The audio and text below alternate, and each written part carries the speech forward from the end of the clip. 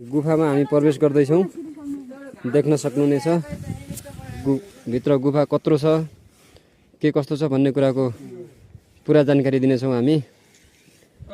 ल ल अधिकारी सर छेदै हुनुहुन्छ गुफातिर। म त यो छिर्ने नै ल भाइ साथीहरु भवानी गुफाभित्र छिर्यौँ हामी। ल लानस गुफा हो यो। ओहो ठुलो रहेछ त, ठुलो रहेछ त। त्यति होइन है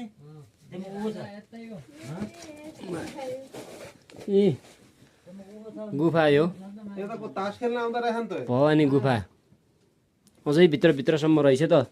कति ठुलो हो यो। ओहो ल हेम सर यता है फोकस गर्नुस्। ल ल ल ल अझै भित्र छ। पाण या गोठ पाण गोठको व्यवस्था रहेछ यहाँ। घर जस्तै चुली जस्तै बनिएको छ त यार।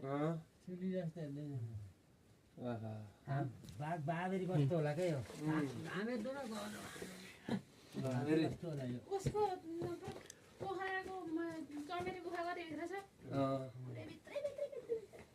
यो गुफालाई अझ ठुलो बनाउनु पनि सकिन्छ रे। अब गहिरो बनाउन सकिने है ठुल्लालाई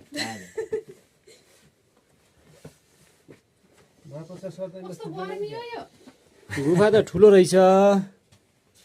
पहिला एउन आउँदा चाहिँ मिथ्यो यो पछि बनायो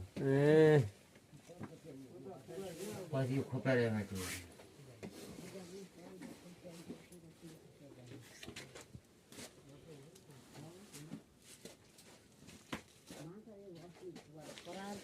ल तपाईहरुले पनि यो गुफा हेर्न चाहनुहुन्छ भने थल्मो स्थित यो भवानी गुफामा एकचोटि अवश्य पुग्नुहोला।